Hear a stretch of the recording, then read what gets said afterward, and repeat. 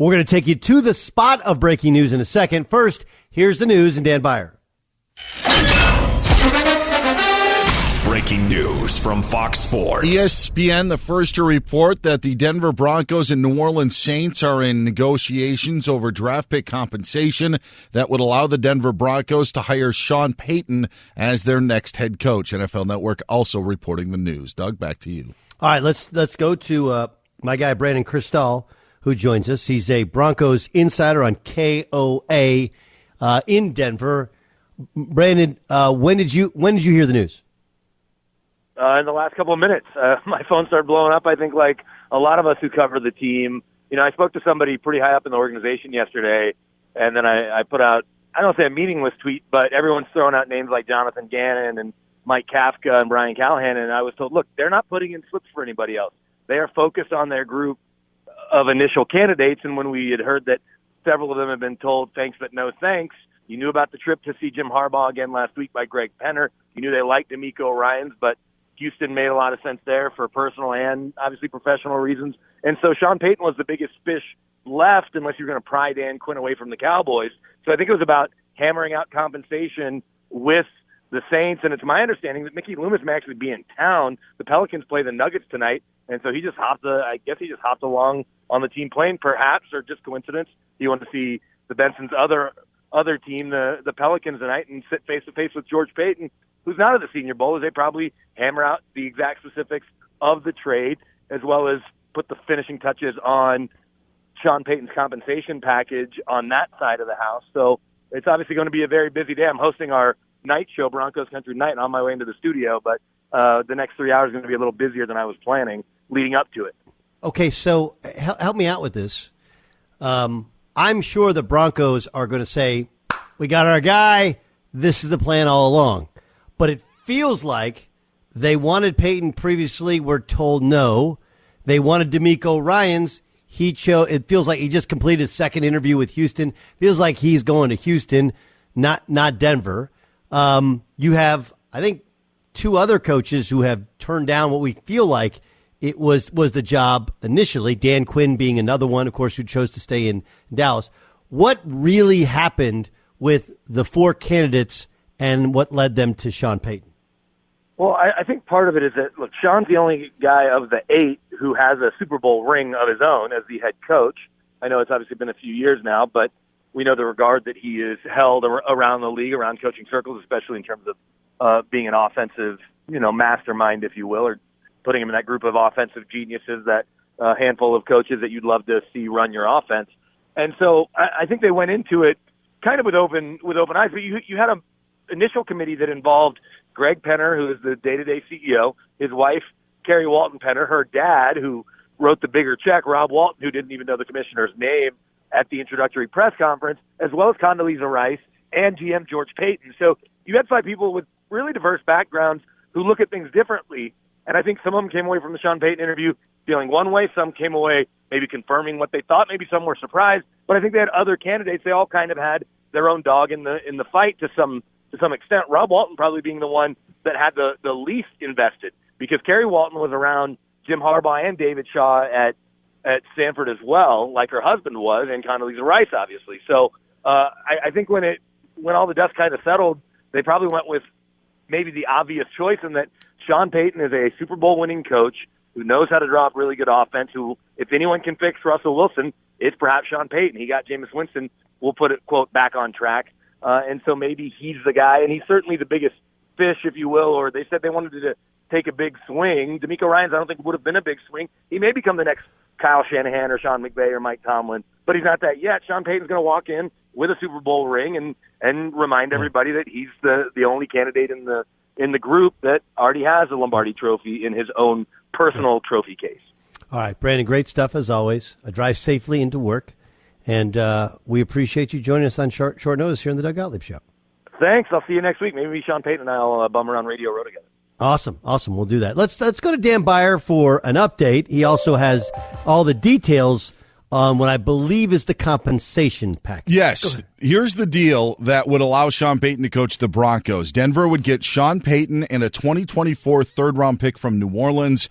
The Saints would get Denver's first-round pick in 2023, which is not their own. They got it from Miami in a trade for Bradley Chubb. So it's a later round pick, and a 2024 second round pick would also go to New Orleans from the Broncos for Payton. That's according to So Adam they got Schefter. this year's second? Yeah, they've got next year's second. So that the Saints will get a first round pick from Denver this year, which will be later. And the Saints traded their first round pick to Philadelphia.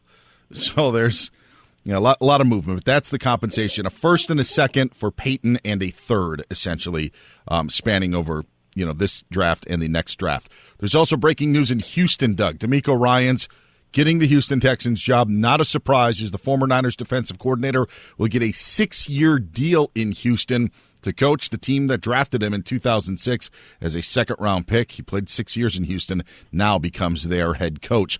The Niners, they'll be looking for a new defensive coordinator, and they've asked the Panthers permission to speak with Steve Wilkes, who's still under contract in Arizona after serving as their interim head coach. And a couple of Pro Bowl notes. The AFC quarterbacks all off the board, 3 replacements. Jaguars quarterback Trevor Lawrence, Raiders quarterback Derek Carr, who was benched for the final 2 games, and Ravens quarterback Tyler Huntley, who threw 2 touchdown passes this season in place of the injured Lamar Jackson. Okay, wait. Help me out here. I'm sorry to interrupt. How is it possible that Tyler Huntley is a Pro Bowl quarterback? I don't know. I'm not sure. Honest to God, I have no bone to pick with Snoop Huntley. None. But, I mean, what are we actually doing? I mean, if you're going to just pick a guy because, why would you pick Lamar? Yeah. Lamar was close to coming back, and he's not actually going to play football, right? It's like a flag football game, whatever. Yes, correct. And maybe he didn't want to play, but, does that mean literally everybody else said no? Can I give you an even crazier thing? Josh Allen withdrew because of injury. Okay. Josh Allen's going to be teeing it up at the AT&T Pebble Beach Pro-Am this week at Pebble Beach. I'd rather play golf. I'd rather play golf. So, and by the way, just an update on the compensation for the first round pick. It was the Niners' first round pick from the Dolphins. So it's actually going to be 30th overall. That is what the they got a first-round pick for a guy who didn't want to work for him anymore. I mean, that's kind of a good deal. Yes, number 30. But the Dolphins lost their own first-round pick in the Stephen Ross, Tom Brady, tampering stuff. I appreciate Dan. Great stuff. And Dan will have if anybody else gets hired or fired, I'm sure Dan will have it for us. Mike Jones joins us, national football writer at The Athletic. It's Doug Gottlieb Show here on Fox Sports Radio. Mike.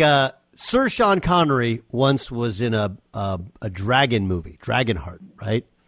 And I heard a comedian once say, "This is Sir Sean Connery, a dragon. I don't play a dragon. I don't. How much, right? Is that what happened here? Where the Broncos went after Sean Payton? He looked at it I don't love it, and then they come back and they said, name the price, and that's how it got. Is that how it got done? Everything's still coming together, but it certainly looks that way. They had spent time with him. There was actually a report last week that the visit didn't go well. And remember, Sean Payton went out on Twitter saying these reports are false. We've had good talks. We're still talking. And here now we are a week later. They get the guy that was regarded by many people around the league as the best head coaching candidate available out there, and a guy that people believe that if anybody can help Russell Wilson get back to top form, it's Sean Payton. Now, they had to give up a lot for him, but if you feel like you had a Super Bowl quality roster and you just needed a quarterback, and then that quarterback disappointed last year because of the head coach is not here anymore, this looks like a good remedy to try to really get this team back in the ranks of the contenders. Okay, let's get to a couple of the other things. We're sitting here trying to figure out Aaron Rodgers, right, which is a hard path. Rodgers goes on McAfee today and says, hey, it looks like they've already been having conversations about me. Schefter, of course, reported what, if they decide to make a trade, what it would look like. What do we think happens in Green Bay? That's a really good question that I don't know if anybody knows the answer to right now. I believe that, I would be probably more surprised if he's back in Green Bay rather than traded somewhere else. But, he's got to like the situation that they're trading him to. So does he look at the Jets and feel like, I know the Jets hired Nathaniel Hackett, hoping that will help lure him. Does he look at them and feel like that roster is better? Does he look at the Raiders and feel like that, is a better situation? Or, if Aaron Rodgers decides he wants to be there and they will have him, I wouldn't be surprised at that scenario. All I know is that Aaron Rodgers likes drama, and he likes drawing things out, and he likes creating mystique and intrigue, and he's at it again. He is at it again. Dan Beyer, who has his own show with us on Sundays, and of course is sitting by at our update desks, and he's part of the show. He said in September, he kind of put together the scenario of, it makes sense, Tom Brady to the Niners. Now, fast forward, and Mike Sandoz saying, hey, NFL executive told me that Tom Brady to the Niners makes the most sense. Do you think that's ultimately what takes place? I do think it makes sense. And also, if you're Tom Brady, you're not going to do just any team. I didn't think the Jets are, a team that would be a fit. People talked about that, the Raiders because of Josh McDaniel. But if you're the Niners, that's the team with the roster that is closest to being Super Bowl contender. And now with Brock Purdy, look like he's got to have Tommy John surgery. A whole lot of questions about Trey Lance internally. It seems like that would be a move. Brady has always, he grew up a Niners fan. There's been like this mystique, and we knew a couple years ago he had said it seemed like there was interest there, but it didn't come together. So I wouldn't be surprised if that happens. It does seem like it would be a great situation for both teams, for both parties, because the Niners need a veteran quarterback that can lead them to a Super Bowl, and Brady needs a team that is ready to win to help him, get one more shot at a Lombardi trophy. Best guess, what happens? Lamar Jackson appears exclusive franchise tag. I'm sure they're going to say, hey, we still want to work towards a deal. Lamar's let it be known, without saying it, that he wants the Deshaun Watson deal, which they're not blinking at. Exclusive tag means that nobody can offer him a contract, but a trade could be a possibility. What do you think happens in Baltimore? I think that he's back there. I wouldn't be surprised if it's just on the tag. They'll have more contract talks. Doesn't get what he wants. He plays out there one more year, and then we wind up seeing him either tagged and traded, so that way they get compensation. He goes somewhere else 2024. Mike Jones joins us, national football writer with The Athletics. Doug Gottlieb Show here on Fox Sports Radio. I said this mid-year, and now it feels even more obvious. Like, oftentimes, it's not until a guy's in his late 30s or later stages in his career that we start throwing a bit around hyperbole about greats of all time.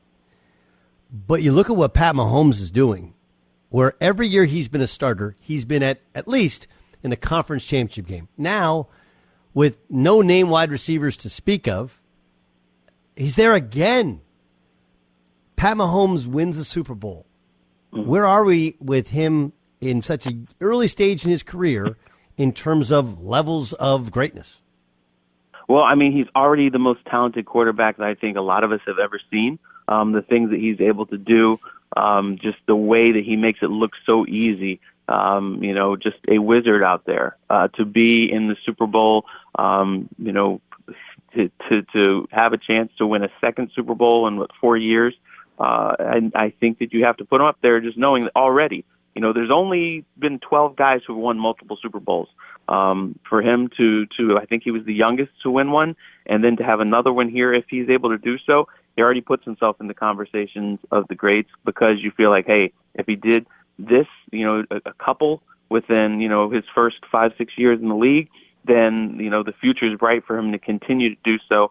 And this is something that outside of Brady, that we would not have really seen.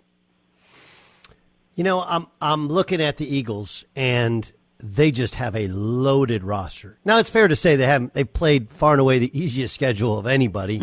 And, the tough team, even San Francisco, even going against 4-string quarterbacks who then only last half the game.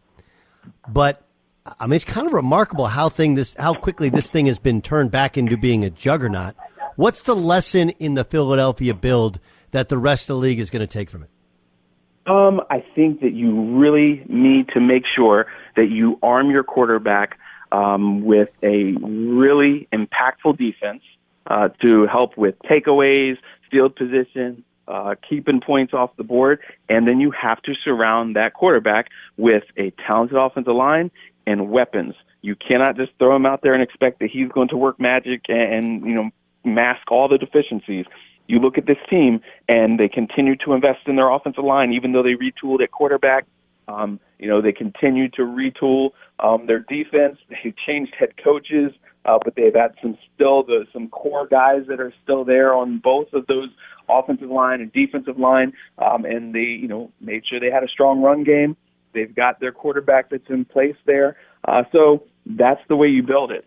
With your defensive line, your offensive line, you get your quarterback, and you get some skill position players, and everything really seems like it's come together. Pretty amazing what the Eagles have been able to do there because, look, they were there in the Super Bowl. We saw everything, really start to fall apart. They weren't afraid to admit, hey, we're wrong about Carson Wentz. We gave him that contract. It wasn't, he's not what we thought. It hasn't panned out the right way. Boom, he's gone. You know what? It's not going to work with Doug Peterson. He's gone. But let's continue to build a roster the way that we know how to build a roster. And here they are back in the Super Bowl again. Mike, awesome stuff. Really appreciate you joining us. We'll see you in Phoenix. Thanks for being our guest on Fox Sports Radio.